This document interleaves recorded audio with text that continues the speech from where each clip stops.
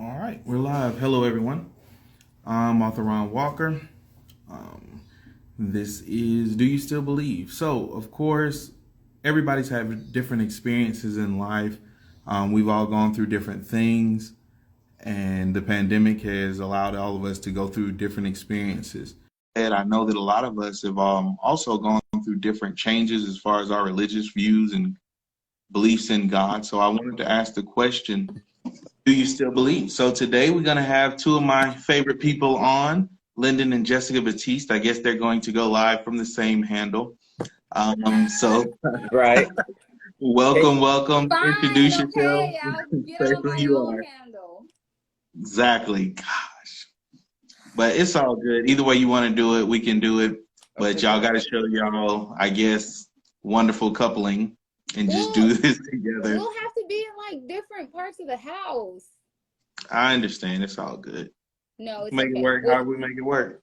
What do you want, Tay? We are sharing a face screen. Have to give You're you good. Y'all fit. You Y'all fit. okay? Y'all What do you good. want to do it on your own? Whatever your preference is. You good. Just tell them who you are. Tell them a little bit about yourself, and then we're gonna jump right into it. We don't waste any time here. I'm not gonna keep y'all all night. Y'all like 8 kids over there, so I don't want to keep their parents Yeah. from them. I'm gonna do my own. She gonna do her own handle. Okay. Well, tell them who you are, a guy that just changed his name right after I get everything designed. Lyndon Well, J. Batiste. I'm sorry. We're what are we, millennials? Kind of in that Mm-hmm. awkward phase where we were born right Right on the before cut. Right on the technology. line. So, we didn't grow up with the technology. We were like learning it. And, we're not the little kids who just grew up with it. So everything is a slight bit of a learning curve. And, we're a bit behind on everything. Like I just joined TikTok not too long ago. So did I. Generally, when at the time that we join, it's like already too late. You know that, right? Of course. But I'm like, hey, better late than never. What's your handle on TikTok? Huh? What's your name on TikTok? I don't even know, bro. See, that's the problem right there. I'm author Ron Walker, so find me, man. I will. I have like a whopping 2 followers on there, I think. Well, that's probably better than my 0. So, numerically speaking, it's just. It's all good, man. Like I said, man, every little bit counts, so you got to try. And that's what I'm doing here, man, just trying to reach people. And the thing is, I've been waiting all week because to me, you're a theologian. You're very learned. You're very well read when it comes to religion. So I know you have a different view than most people are going to have, especially when it comes to God. The Christian God versus God in a lot of different ways, because we all view God in different manners. Right. Everybody that's religious calls on the name of God, but we don't all call on the same God. Right. So I'm like, I want you to make it as clear as you possibly can what God you're talking about and how you view God and what you think is going on in society right now as far as God, church, religion, all that. Right. Well, in answering your question, I guess I'll tie a little bit into that regarding my background. So I was actually I was raised Catholic, and I'm not sure if any of you are familiar with Catholicism, but it is a branch of Christianity. It is the oldest branch of Christianity, and you're gonna find that your Protestant or even your Greek Orthodox came out of Catholicism. However, around high school, I began attending a prosperity church. And I like to be clear about that because just to give an explanation of sort of the breadth and the depth of my religious experience.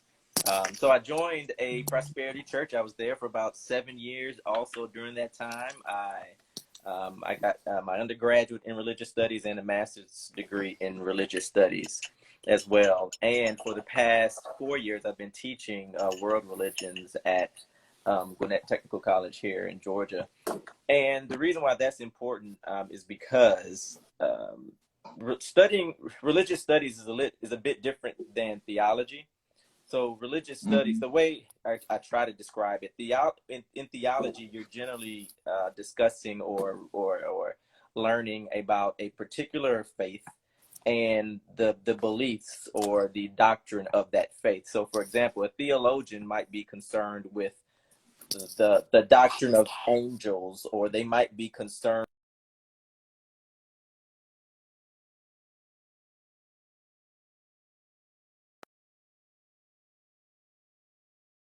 theological point, maybe maybe the death and resurrection of Jesus Christ, or in any particular religion. They are concerned with the specifics of that religion. However, religious studies is a bit different.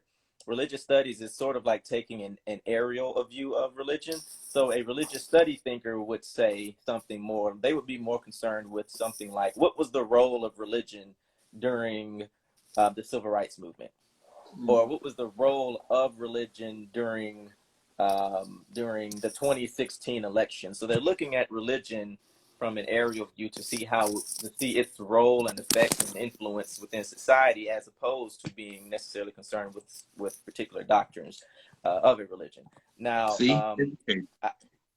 I kind of dibble dab in theology as well because of my time in ministry, and because I love theology as well. But just to give a bit of background, it's one of the reasons why I guess my view, how you describe it, I have this really broad view of religion, God, and its role in society, is because of my religious studies background, which is a bit different than theology. Oh, Lord. Okay, Jessica, introduce yourself, and then I'm going to go back to that, Lyndon, to see what your perspective on God really is, yours personally. Jess? Okay. Hi, I'm Jessica. Jessica Lauren is my handle on Instagram. And I don't know. I'm a teacher by trade. I'm a mom. I'm a maker and a creative. I sing, and I'm a singer, professional singer. And I have a kids educational album out called Beat Basics. Tay is an old friend of the family, and I'm just honored to be here with you. You say so. The honor is all mine. Like I said, you guys are difficult to get in one place at the same time to me. It's true. You guys are always doing something. I'm busy. LeVar's busy. We're all busy. But you guys, whenever I get the chance to just be in your presence, it's an honor for me. And it's always fun. It is always fun. Thank you for this opportunity here. So, Lyndon, oh my goodness, I'm afraid. I'm just going to admit it. I'm scared right now. I'm shaking. Don't be scared. Don't be scared. I know what to expect with some people. So I can go live and I'm like, what do you think about God? And I know exactly what LeVar is going to say. I know what Will's going to say. I have no idea what you two are going to say. So let's hear it. Lyndon, please, you first. So pose the question again for me, please. Let me gather my thoughts. First of all, do you still believe? Yes. So I definitely believe in God. In fact, and I was telling my wife the other day, I believe in God probably more so now than I ever have in my life. Why? I think the reason is because of life experience, right? Mm-hmm. So I came to faith, or sort of this spiritual awakening, very early. And when I say very early, I mean like high school. Like I should have been having way more fun, but instead I was going to Bible studies and stuff. You were being preserved. Whatever. I don't have the cool stories that some of my friends have because, I decided to not be cool and go to church. Anyway. I digress. I'm sorry. But I think that a lot of my faith experience, although I think my experience was real. However, my understanding was still very much culture and indoctrination, I think, or indoctrination, whatever. So So a lot of so you don't, and when you're that young, you don't necessarily think through the entire process and how religion sort of fits into your worldview, right? You sort of adopt these talking points, and what you're feeling is real. I'm not saying that what I was feeling wasn't authentic, but understanding the big picture, you're still, because of just age and lack of experience, there you can't see the full scope of how religion fits into your life, how you're influenced by it, and how you're going to use Very those. true.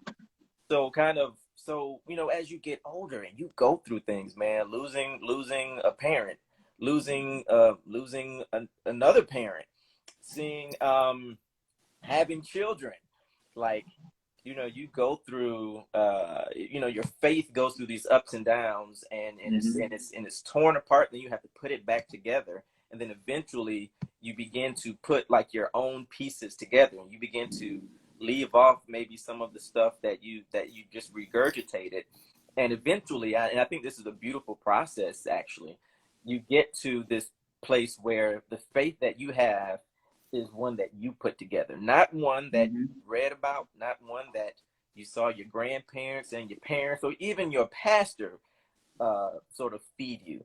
It is one based off of your experience, and your experience matters. This is one thing I learned like, your experience matters, and you have to somehow fit that within all of your learning, all of your, you know, religious ideals, and try to figure out, where are you on this journey? How do you see God? How do you view faith in your life? So I think right now, I definitely believe in God. And I say definitely because it's my own. It is mine. I put it together. There's not much you could say or do to extract that from me. There was a time and place when some people might consider me to be at my holiest of holies. You know, if you said something that contradicted what I believed, I would lose. I couldn't handle it. You know, because, you know, I was really fragile in my beliefs because they weren't, I didn't put them together myself. They weren't as organic as they should have been. But now, I feel firm in that. So I hope that answers your question. I'm not going to talk too long. I want Jesse to get in. I definitely believe in God.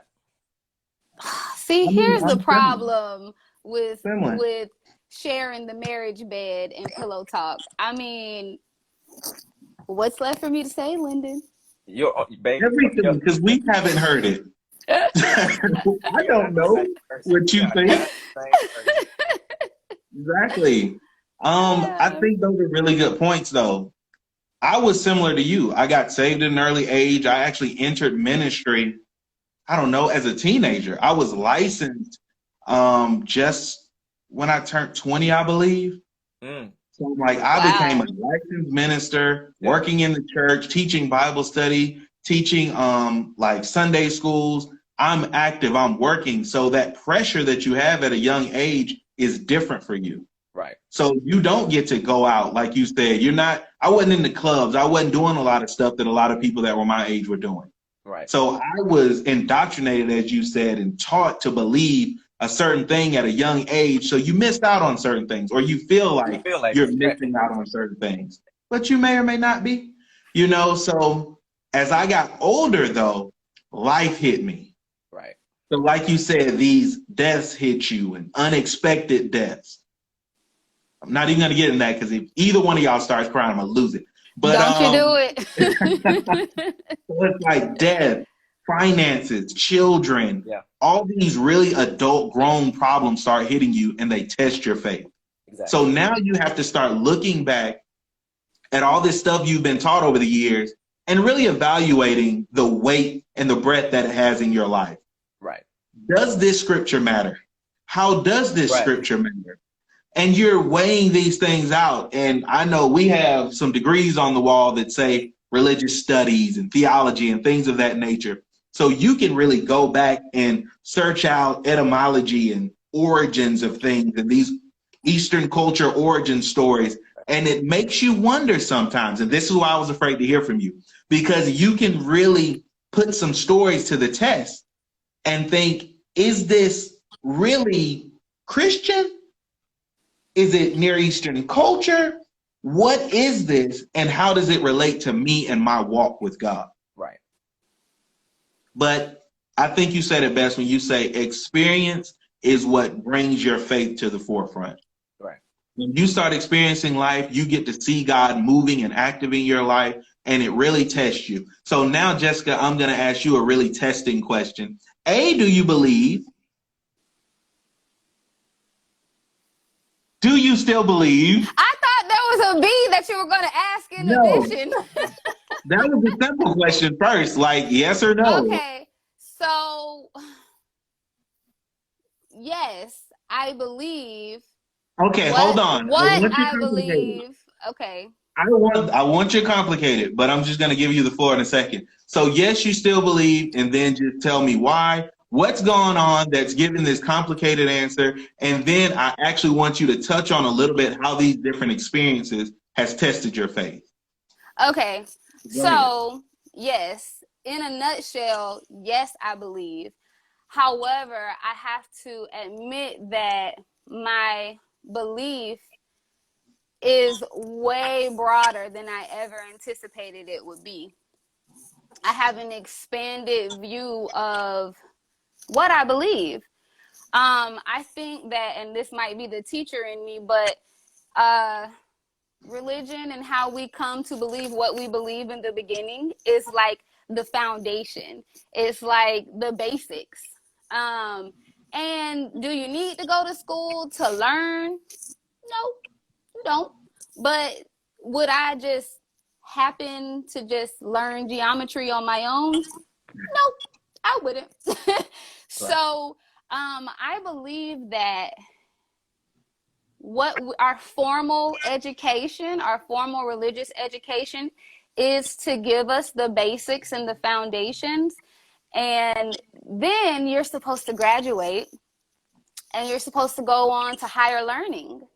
And higher learning is where you're taught different, you learn different, and you're in like the application, you're in like the critical theory portion of it. Higher education is where you get to practice, where you get to really theorize and conceptualize, like you get to put it all together. And I think well, I didn't grow up in the church like you guys. I didn't grow up in the church. My mom was extremely, and she was a hippie and a lover of people, a lover of life, and she just connected to spirit, the spirit in us, in people, the spirit in nature. I mean, she had a shrine that she prayed, where she prayed, and she had Jesus, Paramahansa Yogananda, and Buddha all on the same thing.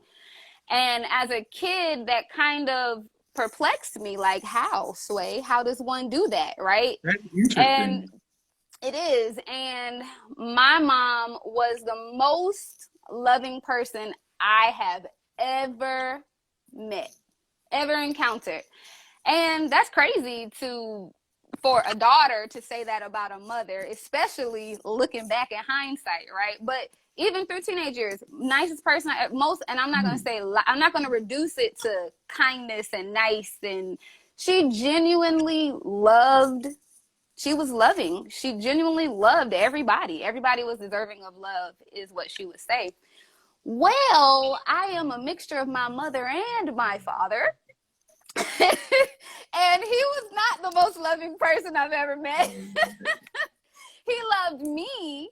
He loved the people that he loved, right? So I had this mom who was like super spiritual, super loving, tree hugging, hug anybody. And then I had my dad who was like Mr. Fokker, like only people in the circle of trust can get this love. You know what I mean? So I've been kind of conflicted with what kind of being I am to be, for a long time, because at different times you might get mama, you might get daddy. It just depends. But as Lyndon was saying earlier, your experiences, your life experiences teach you lessons that go way deeper than any formal teaching you will get in anybody's school, in anybody's church. And what I have learned through church is a way Mm-hmm. to connect. And I think that that is the purpose of it all, is to connect to the love in you and the love in the world, right? To connect to the spirit in you, the spirit in the world, right? And it's everywhere. It's in every one of us, you know. So my life experiences have taught me that it's deeper than all of this. Like, oh, okay, I'm not Mm-hmm. learning my ABCs anymore. They help me to read, and now I'm reading to learn, and I'm reading to learn, but now I'm not reading text. Now I'm not trying to have the perfect prayer hands or the perfect praise dance or the perfect. I'm not trying to look pious. I'm not trying to. It gets real. It's more of an inward journey. Mm-hmm. It's more about me than anybody else. I realize that I am in control of my journey, you know? And my journey is to evolve into my highest self and to become love, to share love. I ultimately want to be remembered as the most loving person somebody has encountered. And how does that Absolutely. happen? How does that happen without, you know, me going inward? You know, I honestly cannot do the work in myself if I'm worried about other people's journey. So that's what I believe. I do believe in God. I do believe in the source. I do believe that I am connected to that source. And my purpose is to be connected and to be a beacon just by me being me, not by you have to do this, you have to do that, da da da. Yeah, I'm in So the application process. it's funny because I've always looked at you. Every time people have always asked me about you, I'm like, Jessica's one of the nicest people I know. In this Oh, circle of friends, in this circle of friends that we have, Jessica is the nicest one. hey Like Ash. people have always termed like, you guys are jerks, except for Jessica. Except for Jessica. I'm like, no, Jessica has her days, but She she's does. the nicest one. Yes, she's a sweetheart. Your mom was, like you said, the sweetest Oh, person. She was like a sweetheart, nice, makes you feel loved no matter who you are, no matter where you are. She always had this way of like really bringing you in. So to hear what you just said about her religious views is interesting to me because I always yeah, tell people, Christians, we're supposed to be loving. We're supposed to show love. I actually had a yep, friend that kind of built a ministry on love being our greatest gift. And I always thought it was interesting because I'm like, Christians are not always the most loving. But I no, met this girl that was of the Baha'i faith, and mm, she was just so nice and loving. And she showed me like, when I grew up indoctrinated thinking this is how it's supposed to be, this is it. I yeah, got to college, met this other person. I'm like, this is what love is. This is mm-hmm, what actually caring about someone is. Because she didn't know me, but she like looked out for me when I got to school, helped me out. And right, I was like, this is not what I grew up knowing. right. Love and application. Exactly. So, cutting to this, my wife was like, why are you having Lyndon and Jessica on? Why don't you have them on individually? I'm sure they each have their own thing to say. Yes, I'm sure they do too. But I also want to see what it's like and how your faith has been affected by your marriage. I just referenced a friend that built a ministry on love being our greatest gift. He is that friend. How has it been being married to a man building a ministry? And as a man building a ministry and being in ministry, how has marriage had an effect on your faith and the man you had to be for your wife? Oh Either one. Jesus. Oh Jesus. Let me just say this. I wasn't ready. I wasn't ready. Cause like I No said, one ever is. I was not raised in anybody's church. We went to churches, and I've been a part of a Kojic church, like been a part of Catholic, non-denominational, Baptist, Episcopal, All kinds of Everybody. churches. I mean, Hotep, yoga, like, it's not really church, but I guess yoga, the practice of Deep yoga. My part of mom was a yoga meditation. teacher. Mm-hmm. Exactly. So I have been exposed to all of that. Like I said, my mom was a hippie. She was on a journey. She was even learning Sanskrit. Like, she's like all over the place. Who does that? Just for fun. Like, not like she's gonna be able to talk to anybody else in Sanskrit. You know, like, pass me the peas in Sanskrit. No. So so for me, actually, Lyndon, he talks about how he missed out on a whole bunch of stuff in school because he was an early convert. But to be honest, I had my first religious or spiritual experience with Lyndon because of Lyndon. And I don't know. I don't know if he put roots on me or something. I don't know how you got me, but there was a no, it really is because of how he was in high school. That is what caught my attention. Mm-hmm. The way that he was, like, he literally was wearing like suits and ties and walking around with a Bible in high school. Who does that unless it's on professional dress day? You see what I'm saying? So I was like, oh, he's different. But anyway, it worked, man. It worked. It worked for me. So so long story short, there was like a bomb threat at school. And I remember thinking, oh my gosh, this is the end. And I'm all alone. And we were in chorus class, and Lyndon led a prayer circle. And I was like, he's a leader. He fine. He praying. I don't know what he's saying, but it sounds good. But really, when he started praying, they started speaking in tongues and praying over us. And that was totally foreign to me, to be honest. Mm-hmm. And I felt like the peace of the prayer. I felt like spirit on me. Like, I felt protected. I felt protection. I was already enamored with him, but from then I was like, oh yes, that's happening. But I didn't really realize that Lyndon was my high school sweetheart. We didn't keep dating that whole time. We broke up and when he went to college, and then we met back up in college, and then we've been together ever since then.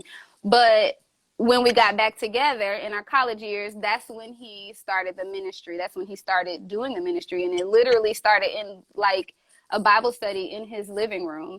And I'm not going to lie, I did go at first because he was my boyfriend. And you kind of have to do that. But it's like, well, if I'm going to be here, I may as well try to learn or be open. And Lyndon is actually a phenomenal teacher. And it was like, before long, it was like him being my boyfriend was just a cherry on top, you know. Actually, maybe could be a slightly distracting because, you know, but after a while, yeah, exactly. Okay, but after a while, it was like, this is wonderful. And so when they decided to grow the ministry, I was all for it. Totally unaware of what that meant for me.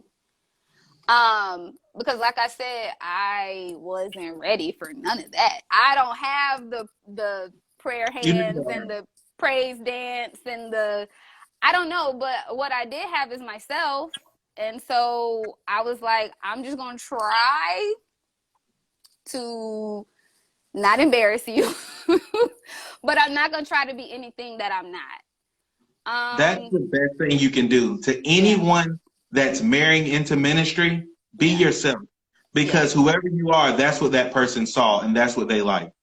I can't stand when wives come in and try to adjust, or girlfriends try to make these huge adjustments. Like, I met you dressed normally and now you dress like you came from Little House on the Prairie or something like that. But with what you're saying, great. But with all that, a lot of times the wife, the girlfriend doesn't see the pressures that it puts on the boyfriend or the husband, the man. So now, Lyndon, I kind of want to hear, because that was a lot. Like, I'm you sorry. just basically introduced a person to the God they serve. He did. And made them feel all protected. And now this pressure's on you to keep it up. Right. So I don't even know how to talk. Right. Yeah. Let me talk to me, because now you're in high school, you're dressed, you're looking the role of a preacher, you're acting the role, you're praying for people, Right. You've been in ministry, you're pastoring, you have people's lives in your hands, Right. You're guiding individuals, and you still got to pay bills, you still got kids to raise, you still have man issues, you Right. still go through depression, you still have heartaches, pains, things that you're having to deal with. How does that affect your faith, your marriage, your beliefs? Yeah. So where do I start? First off, I would say that when we started dating, even early on in our marriage, I can't say that I was cognizant of the magnitude of all of that and its impact upon Jessica and even later on my kids. Yeah. I was so immersed in doing the work that honestly, I really wasn't concerned with how, she was coping with it, or kids and the impact of that. Now looking back, I realized that it was a lot, number one, and I kind of wish I would have had some upfront conversations about the journey, right? Mm-hmm. Like I wish I could have been a bit more transparent about the fact that I am on a journey right now. And yes, I'm doing the work, and you see me, in ministry, you see me in the work, but yes, I'm still dealing with some real stuff, and you're going to see both of those things, right? Yes, sir. No one else is going to see that. Everyone else, they're just going to call you when they want a prayer, and they're going to come up and ask you to baptize the kid, and everyone, all the stuff that comes with being someone's point of, their spiritual Mm-hmm. life, right? Mm-hmm. But and another thing is that I wish I'd had some kind of, like, I almost wish there was a disclaimer up front that we could sign and say, look, I'm a preacher, but on Monday, god dang it. Or I'm a person. Yeah. Yeah. I'm still a human being. Please Right. give me that space. And it's not that she didn't give me that space. It was kind of like you mentioned, trying to keep that up. It wasn't until later that I kind of realized that not only am I this to those outside of the home, I am that within the home as well. So they are also Yes, and quite frankly, a lot of times when I come home, I do want to turn it off. Almost I have to turn it off, actually, because it's heavy to carry all of that. So I think one thing I think that has been great for us is that, number one, we talk a lot. We have a lot of dialogue. We have a lot of debate. And we've kind of grown together, and she's given me the space. I want to say I've given her the space to kind of wrestle with this. I think I've given you the space. No, you have. You're great. No, you have.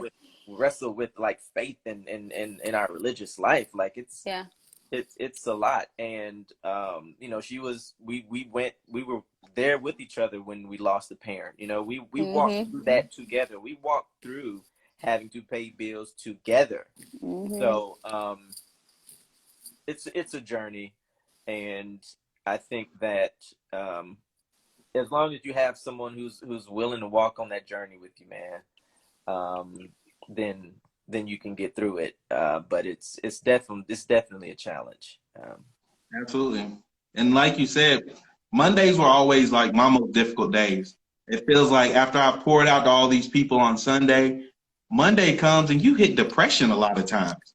Oh yeah. And it's like now your wife has to see this guy that was just all lifted up and exalted on Sunday be down low on Monday. Right. And now I need you to pick me up. Right. Or give me space to recover. Right. But there's this delicate balance, because like my wife will do, she's like, you're my best friend, so I want my best friend now. But now it's like, I need my pastor. And now I need my husband. And you wear all these hats and you have all these roles, but at the same time, you have to keep growing and developing, or you'll become stagnant and ultimately depressed. You have to make sure you're being father, friend, husband, everything, while also realizing that you're this person's kind of connection or go-to when it comes to their spirituality. Right. So I'm like, I wanted to make sure both of you are on at the same time, because there's a lot of people, there's a lot of women out there that think they want to marry a minister. Baby. Baby, you better know what you're getting into. Right. It may look good, but that's work in itself. Well, for one, I don't think that I mean, I know that I didn't understand what an impact it was going to have on me. Because you can't be a pastor's wife and sit in the pew. You can't be a pastor's wife and you're like a politician's wife. It's like marrying a politician, and the pressures that are on a lot of pastors' wives are expected to be able to speak. Mm-hmm. They're expected to have a ministry, have like some part or whatever, play a role. You can't be a backseat driver. I mean, you can't be a passenger with everybody's on. So, and if you're off, then that's a reflection of are a reflection of each other. Absolutely. And it's up for scrutiny, and you're going to be judged way more harshly than if you were just regular. Okay. Not regular, but just like in the pew. In the pew, we have grace for the people in the pew, but you don't have it's less grace when you're in the pulpit, because people need you to be a certain way. I think they need you to be that way, and it's easy to forget that everybody, we're all people. We're all doing the journey. We're all on the same journey. Absolutely. So if nothing else, I want it to be known tonight. No matter who you serve, no matter what church you go to, no matter how you look at this person, at the end of the day, they're still human. You have to study the Bible for yourself. You have to walk out your own journey. You have to develop your own faith and your own understanding. We're going to get ready to wrap up, so I'll let both of you, Lyndon, go ahead, kind of give final words, final thoughts, and let us know where to follow you. Well, I just want to say this really quick. I think it's also, this is just in connection to what we just said, I think it's also upon the ministers or the leaders to make it clear that we're all on the same journey.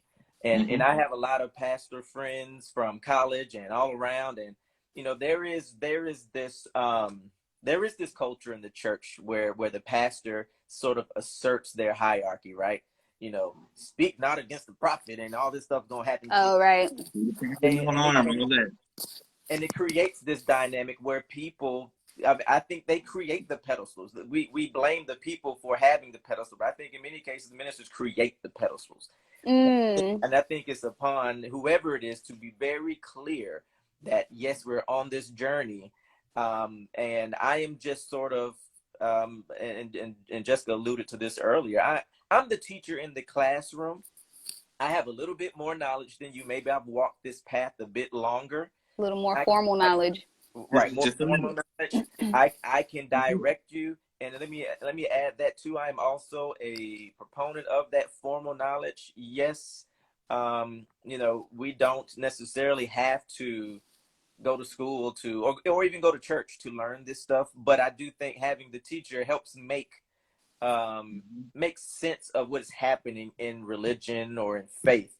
Like religion and faith can go many ways. In the same way that people use their religion and their faith to create nonprofits and hospitals, people have also used religion and faith to tear down buildings, to overturn nations, to destroy lives on many levels, right?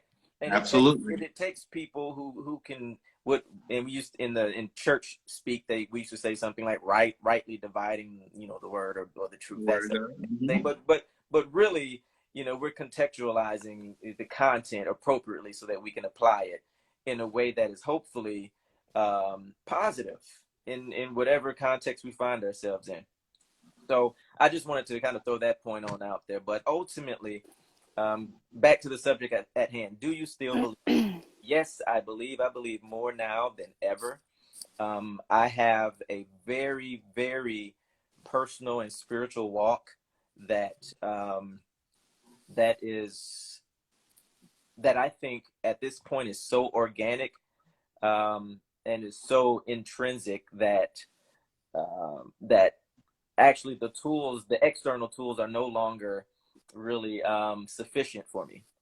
I had to dig deep. In fact, I would say my own personal prayer or meditation life is like my new church. Like, I used to go to church to hear something, or try to read a book, or go to class. I always wanted to receive something. Now I'm in a place where it's like, God, I need to hear from you. Like, talk to me. What's Absolutely. up? It's us. No, there's I don't need a conduit per se. That's Right. not saying that God wouldn't give one, but I'm saying that's kind of where I'm at with it. So I believe now more than ever. In specifically, and I'll be very transparent about this. My experience came through the Judeo-Christian worldview, so I still closely identify with Jesus of Nazareth, Jesus Christ.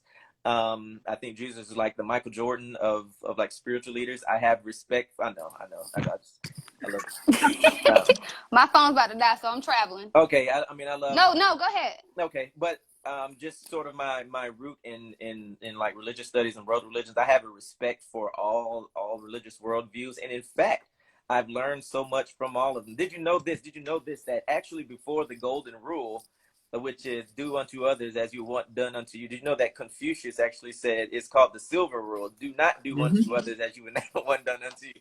Oh, wow. No, I didn't know that. Yes. So in all of so you find I believe that we find God sort of moving throughout history in many different contexts. However, for me, I came through my awakening in spiritual life through Christianity, and I still very much identify with that. But I do thank God for some of the other tools that even help crystallize the background that I have. And it's crazy when you throw that out there. Sometimes people think you done gone pagan or something. Oh my God, he said Buddha. But Buddha has some dope concepts. I'm not, but anyway, I just want to throw that out there. But yes, I'm going to end right there, babe. You got it. I believe with my whole heart, and it's not in this life that's going to change that for me. No, you are absolutely correct. The more I study, and I think you were one of those people that were telling me about how you believed in God and you were going to go to school, and I was like, be careful. I'm like, there's a lot of people that go to school in search of God. But when you're studying theology, it's the study of God, not necessarily that Judeo-Christian God. Right. So you can end up confused, or you'll learn some stuff about Christianity that you didn't want to know. You ain't want to know. We've had this discussion about Mary and Joseph, and I'm not going to go into it now. So I'm like, there's some things that you can touch on. I know a lot. What you said about Confucius, I've studied a lot of different religions, and you can see our stories are very closely related, a lot of scriptures, a lot of things. There's some things that I choose not to teach because there's some stuff that was just for me. Right. Then there's some things that are for others or for the body. So I'm like, for me, you have to get to that point to where you can find your footing in your faith and say, this is what I stand on and this is why. The ultimate goal for this live is to help people realize that you have to develop your own relationship with God. You cannot be so dependent on a preacher, a priest, a shaman, whomever, because those are also humans. They may have some interaction with God and can pour into you and teach you and serve as a great teacher, a leader, a guide. But ultimately, if you don't have your own faith, if you don't have your own relationship, if that person falls, we can all pick a preacher or two that has fallen and a whole church just was destroyed. There's still empty buildings throughout Clayton County that were owned by a certain church because of what happened to that minister. And now the whole church is just in shambles and you're trying to rebuild what was once a great ministry, all because his humanity showed. Right.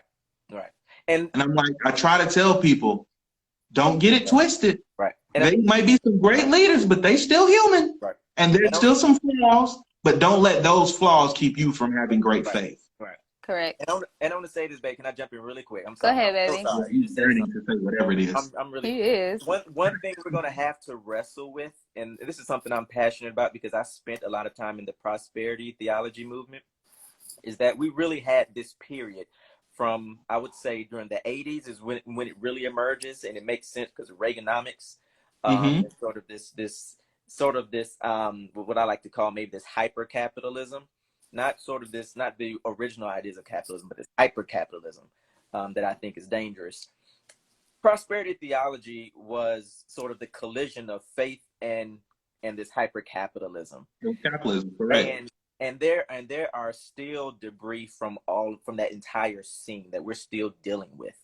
And I knew it was a thing just around the time of the economic collapse. And I remember there were so many people who I was connected to in faith circles who were distraught, who lost their faith because they lost their business. Lost their faith because they lost their income. Yes. And that's when I knew. I said something. That's when me, someone who was largely invested in the prosperity movement because I was in it, said something is wrong here.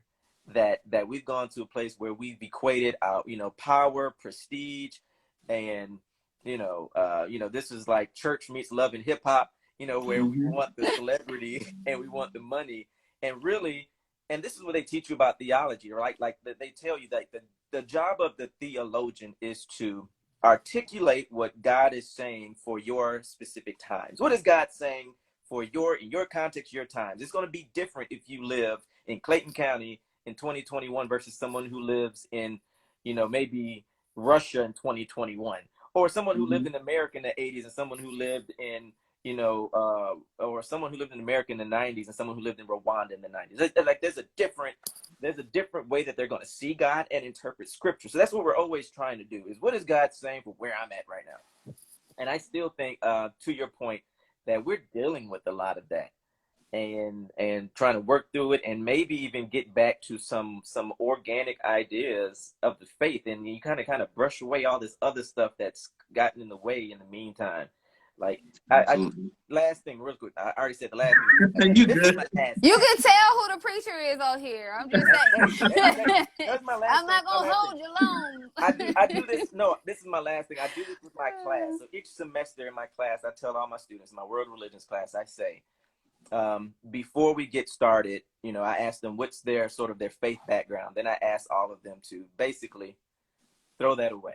Throw all of that away, because I promise you, when you get to the origin of these faiths, you're going to feel different about them. Right now, you're relating to it based on your experience and maybe your upbringing in the religious context. But if you get to sort of the beginning of it, and the organic point of it all, and you sort of see what they intended, what the founders intended, you're going to see something a lot purer in most cases. So I think there is a large movement for that. I think there's a lot of people that's yearning for that. Even that crowd that says, I'm not religious, I'm spiritual, but I'm not religious. What they're really trying to get to is like that most organic point of faith. And what is it really saying? What is the point of it all, aside from all of these other religious and cultural trappings that sort of, in many ways, prevents us from getting to the real meaning of it all? All right, I'm done. Sorry. Absolutely. Jessica, I see you interacting, so please let them know what you believe. There's those closing final words, and we're gonna keep it moving. Okay. Hey y'all, my family and friends. Exactly, everybody. Welcome. Long and short of it, I do believe.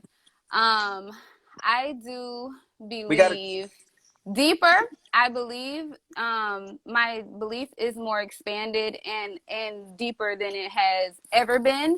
I think a lot of, in the beginning, when you're learning something, you rely heavily on the teacher. You rely heavily on the text, heavily on the process, the symbols, and just the ways that you were taught. Like when you're cooking, when you don't know how to cook and you first get in the kitchen, you come prepared with a recipe, You might watch somebody cooking the thing before you even try it. Like, oh, okay, it's bubbling up right here. That's what you mean by them bubbles right there? That's what it's supposed to look like? You rely heavily on the text. You rely heavily on the process. You rely heavily on the, oh, I got to use this kind of pot because my grandma used this kind of pot. It's not going to work in no other kind of pot, right? But once you become well versed in it, once you get your footing, once you get your your confidence, and once you start to take ownership of it, right? You say, oh no, I got this. I'm just gonna throw some garlic on there. You know, it's gonna be all right. I don't have, the cast iron's a little too heavy. I'm gonna use my stainless steel. You know, and right, you know, I don't really fry because I don't want to smell like fried fish in my house or grease or whatever. So I'm gonna use my air fryer, put a little olive oil on it. Basically what I'm saying is, once you get your confidence and once you get you take ownership of it and you become invested in what it is you're doing, then you can rely less on that recipe. You can rely less on what mama and them did, and you begin to cultivate your own craft, right? And that is the craft that people will fall in love with. That is the part of you that you will fall in love with, and people will be like, oh, I want it the way my mama made it. I want it the way Jessica made it, because it is mine, right? And I think that we limit ourselves when we say, oh, Buddha said it, so it can't be right. Oh, this is what they do over there, that can't be right. Ain't that what they do in Islam? Like that's what they do? Nah, we can't do that. I think that we limit ourselves. There is knowledge everywhere, and it comes in all shapes and sizes and forms and texts and doctrine. And if you can glean a little bit from all of it and be open to the wisdom and the love that's out there, then you'll begin to take ownership of what you believe, and you'll get to crystallize what it is you actually believe. And it will be deeper than anything you would have learned at anyone's foot. Put your hand down. Wait, baby. Okay. Wait. Okay. So let me see. Did I answer the question? Okay. So. Yes, you're good. It's a conversation. Don't answer. Say words, Lyndon. Like interject. Interject. What's up? Okay. I can interject. Okay. So Jackson? I think this is important because Jessica, babe, you said something that made my mind just jump here.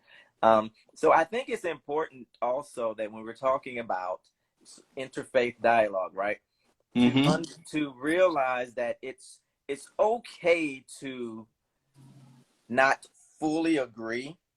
Yeah. With each other. Let me say that, with each other. It is true that fundamentally many of our religions they disagree with each other. Buddha rejected much of Hinduism. He was against the caste system. Buddhism pretty much was his opportunity to try and reform Hinduism. He thought that it had grown corrupt. He grew up in a Hindu family. There are some incompatibilities, if we're going to be honest, about even between Christianity and Judaism, or between Christianity and Islam. Or between Catholics and Protestants. Oh, Catholics and Protestants, right? Or right. even amongst the Protestants. Period. Right. Even amongst the Protestants, even amongst the right, exactly. Yeah. But it is, and I think that is for me like this new vision and of faith is and religion is. How can we come together despite all of those differences and find those places where we agree in order to positively influence, whatever issues we're trying to face, right?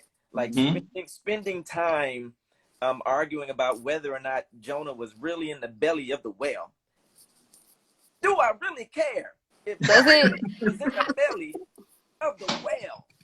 Well, or even some of the more critical sort of fundamental doctrines of our faiths. I can admit all day that they do not agree. We don't have to pretend like they do. But there are some. But they don't have to agree in order to gain the wisdom and the spirit of it. Wisdom, and for us to respect, and for us to work together. That's the piece that I'm really, really concerned with, and I think that's where love falls in. Every religion that I've researched and spent time teaching, they all have that common thread going through. And that is the piece that I think should bind us together if we focus on that. And in fact, I believe that any religion that we have, any religion about ourselves, I see your hand, baby. I see your hand. I see those one kid in the back of the classroom. I got to have a hand. You started it. As long as we have, all of our religion sort of is contextualized within this love bubble, then I think we use it appropriately. But once we step outside of that and it becomes about the doctrine, it becomes about it becomes about the practice of it. Then that's where the disagreement starts. That's where the disagreement, the discrimination, and the bigotry happens within religion, which is toxic. I agree. I think that if we remember that this is a love journey, it's a journey. It's an individual love journey. Although we are all on the same journey to fully actualizing ourselves and to fully evolving into the being that we're supposed to be, we're all on that same individual journey together. Right?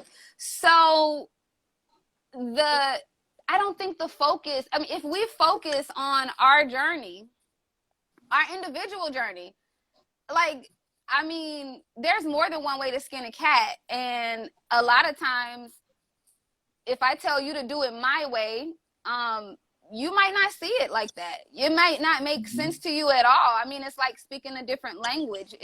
Just because you don't understand it doesn't mean I don't understand it. Doesn't mean that it doesn't speak to me. Doesn't mean that I can't hear from it. And I think the one of the biggest issues in the community is that people are worried about what other people are doing. Like, it really, like, I mean, and they tell you when in certain texts or certain doctrines, or well, everybody tells you how to do it or what to do and everything. And I'm thinking about when Lyndon wanted to get the kids baptized, and maybe I shouldn't go into all of that, but he wanted to get the kids baptized. He grew up Catholic, and they have baby baptisms where the kid has no idea that this is even a thing. I personally was baptized when that's called original sin. It's about that is rooted in the doctrine. No, I get it. I understand. I get it, like, and I'm not even making that a thing. I'm not making it a thing. I'm just saying, in others, this is what he was saying. When you get to doctrine, this is where the disagreement starts. Correct, Sprinkle versus immersion, like correct. choice or no choice, like correct. And this is why I say I have an expanded view on it, because to be honest, everyone has their rituals, everyone has their symbolism, everyone has their timeline. But if you realize that the baptism is symbolic of XYZ, right? Does it matter? Does it matter what the symbol is? It, like, in the grand scheme of things, but to the people who believe what they believe, of course it matters, right? Exactly. But that is not that is divisive, and it really is also worried about everyone else. Because honestly, if you did what you believe, is that okay? That should be okay. And but see, that's where the conversation, as you said, divides. Yeah. Because then we start focusing on all these little nuances. Yeah. And then we start getting confusion, disagreement, anger, animosity. And ultimately, we're all supposed to be showing love. Right. Yes, well, it's all about love. Let me say this though. Since you threw me under all the tires. I really didn't. I Nobody really knows what didn't. she's talking about but I you. really I didn't. promise you. Correct. I know. I didn't Let me say say anything. well, look, United front. let me say this. Exactly. So So you don't want to give I'm up gonna too be much to where now we understand what's happening. you're Correct. right. I'm sorry. I'm a thinker, so I wanna sort of draw back here. So I am. Let me be honest about who I am. I'm actually kind of in the big scope, right? The big scope, large picture. I think that we should all work together, love, and be able to overcome our differences. However, at the same time, I'm See, not that's where he necessarily. should have stopped right there. Say what? Yep. That was your stopping point right there. However, at the As they used to same say, that was your exit. time, Don't miss the However, exit. no. I think this is a valid point. I think this is a valid point. Okay. At the same time, I'm not necessarily, or to those who might be listening, I want to make sure that I'm clear that at the same time, I'm not against differences, because I think that we can learn from those differences. I think that we can, and though in many cases those differences are legitimate, right? And right. it's okay to house your differences and within your context, your family, your community, practice those things. Correct. I don't want to project that, you know, at any point that somehow we're anti-difference. We're anti. Correct. No, We're difference is what makes us. Diversity of That's how we thought, grow. diversity of opinion. We can still have that and coexist. That's what I'm saying. Is that we don't have to agree, and actually to be mature, to be sort of advanced, even in our faith walk, is to recognize those differences and appreciate them, and maybe even exalt those differences and say, Correct. your difference. You know what? I accept that. I don't necessarily agree. That's not my stilo, as we used to say back in the 90s, showing my age. Ooh. But nevertheless, Yeah, but with those differences, I can maybe learn and add a little piece here or there, and we can still walk together and build whatever we're trying to build. So I just want to make sure that, you know, people are listening, thinking that, you know, we're attempting to find kumbaya in everything. Correct. And diversity.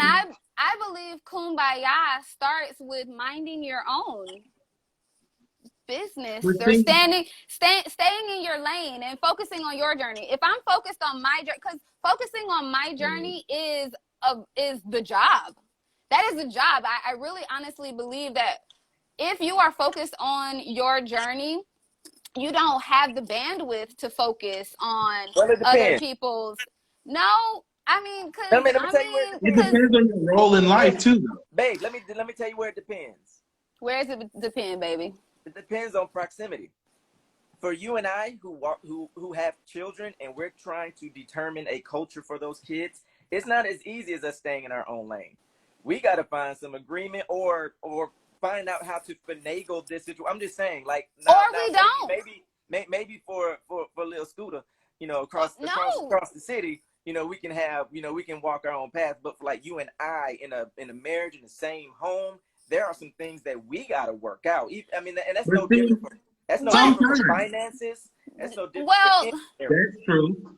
There are a lot of things that in marriage you have to be on the same page. Of course, but sometimes you may not be. Sometimes you may not be. Sometimes those kids are going to glean things from both of you and then create their own thing. I think that in a marriage, or any relationship, I think that it is important for you to stay true to who you are inherently. Stay true to you, because something in you, who you are, attracted your mate, right? You are going to be able to be you. It's easier to be you than to be someone else. So when I'm focused and when I'm thinking about it, and if I have this pretty face or whatever, and this exterior, this mask of who I'm trying to be, if I have this mask on, whenever the going gets tough, or whenever I'm pressed, or whenever I'm struggling, that mask is gonna fall, and you're gonna see my true me, right? I think that the true me and who I bring to the table is valuable, and it's valid. It has something that is important. We can learn what not to do from somebody too, right? You could say, I might have worked from my mama, but I don't think I'm going to do that, you know? I think that it's important for us to be who we are and give what we have.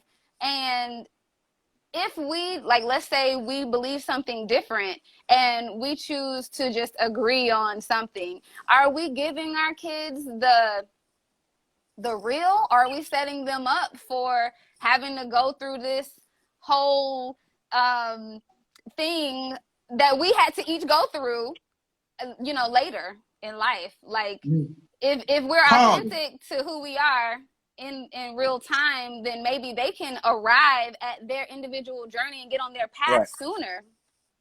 I mean, maybe. Pause, both of you, pause. Okay. See, Sorry. this is where people are like, you sure you want to have a married couple on? Oh, the dangers. But I'm a risk taker, so I'm not afraid. But this is conversation for opposing perspective. We do that Monday nights at 9. Oh, So that's a good time to jump in for that, because that's what we deal with, relationship stuff, which is what we're getting into now. All those things you just mentioned, Monday's episode is going to be about marriage, reality versus expectations. So these are the things that we really want to discuss. So if you guys are available 9 o'clock Monday, please make sure you're to be continued. Exactly. Because today, everything you guys just said was right on the money. Like, perfect. I think, what was that? Somebody up there just said, this is great. Great podcast. Who was that, Jessica? Jay.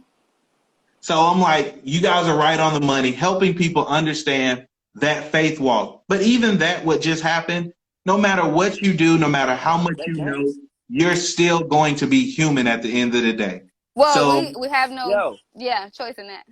Exactly. So you're still going to deal with some issues. I don't care how educated you are, how holy you might think you are still human. And there's still some things that will bring that humanity out of you. You will still get mad enough to cuss somebody out in the parking lot. You will still get mad enough to fight somebody. I don't care how much scripture you know. Something can bring out the worst in you. So I want people to realize your faith has to have its own foundation. Yeah. Because if you're not grounded in that foundation, you will let somebody else tell you what you believe. Yes. So you have to really develop that. But this has been a great time. This is supposed to be 20 to 30 minutes. We're at an hour. Lyndon is saying wait. If I put you and LeVar on here, we'd be here all day. You can't do that. Hey. Don't do it. We need a part 2. Lyndon, you got 60 seconds. Okay, really quick. Andy Ritchie asked the question. They said, I get the unhealthy attachment to money, but do you guys not believe that there is prosperity in the gospel? I wanted to answer that. And Go the for question, and I think it's a really good question, especially considering what I mentioned earlier. Yes, prosperity is in the gospel. That is why the prosperity movement, that's why it blew up. That's why it became a thing, because it was a legitimate, I think, worldview presented within Scripture. And yes, there are Scripture for where God talks about wealth, especially in the Torah, in the Old Testament, Tanakh, whatever you want to call it. But I think that the point I was making, just to be clear, was about sort of hyper capitalism and its confrontation with the gospel, where we're not just talking about, God meeting our needs or God wanting us to have things to be a blessing. We know Abrahamic scripture, be a blessing, to be blessed, to be a blessing, all of that. But I think the prosperity message kind of took us to a place where not only were we asking what does God have to say about my financial status or my financial reality, we were defining ourselves, our relationship with God and others through the lens of capitalism. So essentially what prosperity gospel led us to a point where we were saying, God loves me and approves me, evidenced by the prosperity or the material wealth that I have in my life. That is problematic. That is where it became toxic, and it began to, I think, ultimately destroy lives and the faith experience of many people. And for many people, they let it all go. I was almost one of them, because when the financial crisis collapsed in 2008, people were like, how in the hell is God on my side? I've been tithing and then my business went under. Well, God must not work. God must not work. You raise your hand. Not that I had a bad business plan, but God businesses. must not work. And the prosperity gospel did that. It has to take accountability for that. I lost multiple homes. Business went under. I went into so much debt, financial ruin. That's what kind of ignited my divorce. Like, it was a terrible time. So for a person, and in that time, I was launching my first ministry, Better Way Ministries at the time. So I'm on Legacy Church International at this point, but I was launching Better Way Ministries, getting ready, out in front of people, preaching, teaching, writing books. I have a dozen books now, but I was writing some of my first books at that time, and my wife was leaving me. So I'm in church, I'm in the pulpit, I'm praising God, and there's tears rolling down my eyes, and people are like, he's so holy, he's so spiritual. No, I'm hurting. Right. And a lot of people didn't realize I was questioning my faith. I'm going through all this time. I'm preaching. I'm in the forefront. Above all things, you want for me to be in good health and prosper, all this kind of stuff. People are misusing scriptures left and right and trying to tell you that you're blessed to be a blessing. And all that time, I'm feeling like God has left me. And I'm in that Job moment, as I saw somebody say earlier. But your faith has to be strong enough that it's not tied to your finances, that it's not tied to your health, that it's not tied to your success in this world. Your circumstance. Right. Correct. Your faith has to grow deeper than that to say, no matter what comes my way, I either believe or I don't. And that's where I've had to come as a man of God, as a man, as a husband, as a father. No matter what comes my way, whether God giveth or he taketh away, I still believe in him, because no matter what's happened throughout my life, I always see it come full circle, and somehow God blesses me. Somehow he carries me. Somehow he keeps me. And we have to learn that the same God that provides is also a keeper.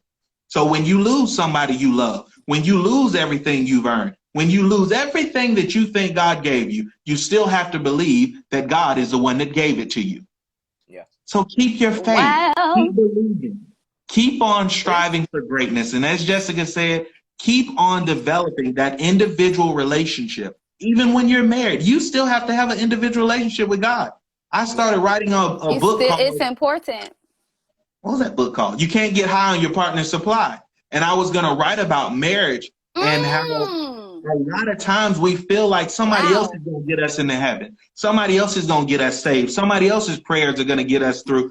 Sometimes you have to rely on your God and not your husband's God, not your wife's God. You can't rely on their relationship. You can't rely on their prayer life, their praise life. You have to have your own. But like I said, we've been here a good time. We've had a good time. We've been here for a long time. Y'all got children. I don't even know where they are right now. Jackson is painted in ketchup. This is how we're spending our date night. This is how we're spending our date night. How fun are we? If y'all don't go, we're going to trust. Okay, thank you. No, okay. Can I just say this? Can I just say this really quick? I know Tay, you have closed us out like 3 times, but I'm sorry. You either got you. I felt that one. I felt the last one, but hold on real quick. I'm sorry. I think that I think that it is important. A lot of people don't feel comfortable in questioning. And we say questioning like it's a 4-letter word, but questioning in the academic setting, you don't learn if you don't question. Encouraged. You don't learn if you don't question. There is no dumb question. Even the dumb questions can lead to an enlightenment, to gaining wisdom. Even the dumbest of questions. No question is dumb.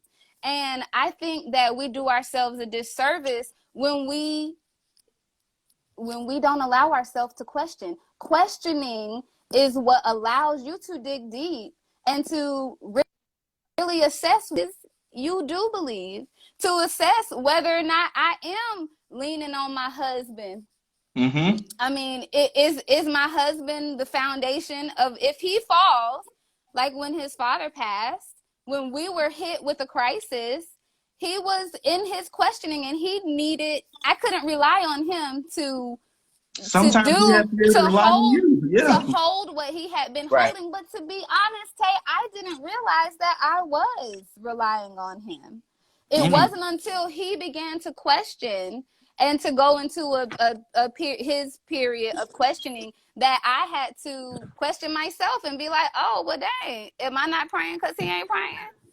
You know, you're gonna. My phone is about to die. Sorry, guys. Okay, get my thing. So you gotta hurry and get out because it's gonna be a thing. It's gonna be a. Take the thing. No, I'm about to come on your. No. Anyway, let me get out of here. So anyway, all I was saying is, I don't think you hear the echo. He done came in my thing. You used up my battery in the beginning. I don't trying to be on my think that we should. I don't think that we should fear questioning. I know why we fear questioning. We fear questioning because of the potential, the answer. The answer could be that you don't believe. The answer could be that you do need help. The answer could be that you're not where you thought you were.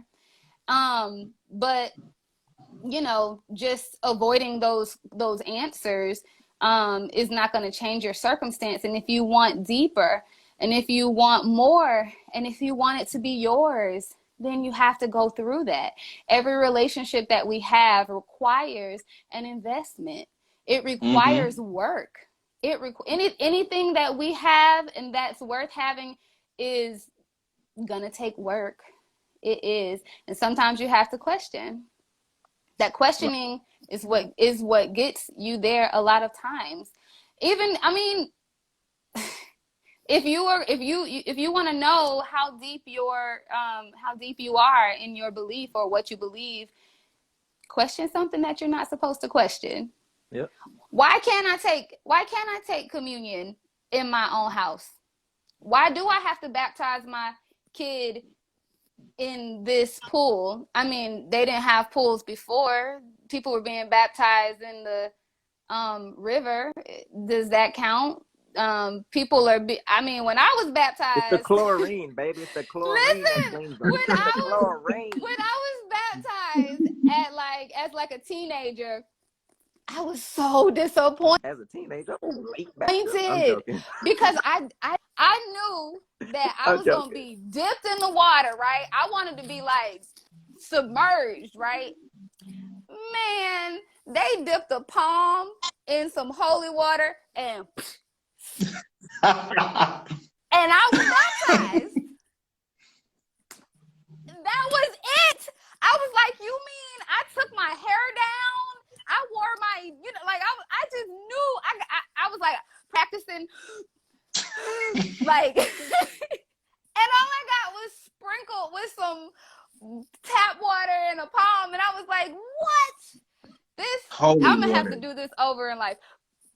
I know it's holy water. I know it was blessed. But what I'm saying is, basically what I'm saying is, can I go into the river and get baptized again? Lyndon, go baptize your wife. I don't think she wanna. Hold on, babe. Our internet. I don't know. Exactly. See, that's the Lord saying it's time to wrap up, and y'all won't let me. Babe, see, you should have stayed in here with me. I could have told you the internet was. Okay. Babe, okay. The tap water. It was the tap water. It was the tap water part. Internet strikes again. See, it was the tap water part. Internet was like, not today, Satan. It was like holy water and blessed oils. But again, all good. Grateful for you both. Thank you guys for everything you contributed tonight. Definitely appreciate it. Please follow them at Jessica Loren, Jessica and Lawren, that interesting spelling. And Lyndon Davis. I was like, Lauren. Oh, Lauren. So, okay. Makes sense. And I'm at Author Ron Walker, so please follow me. Oh, go to YouTube and please subscribe to my channel. Trying to build this channel up on YouTube. I'm still waiting for Jessica's YouTube channel. Don't know where it is, but all this cooking and stuff, we still on them, waiting for it. But I started a YouTube channel at Author Ron Walker, like everything else that I do, TikTok, all that good stuff. So just working to do whatever I can to get the message out there and let people know God's still good, you know? So it's been a great night. Thank you both. Y'all go enjoy your date night. Do something else. Lyndon, go baptize your wife and then go do married people stuff. Love you both. Y'all have a great night. See y'all later. Bye. Peace. If I can end.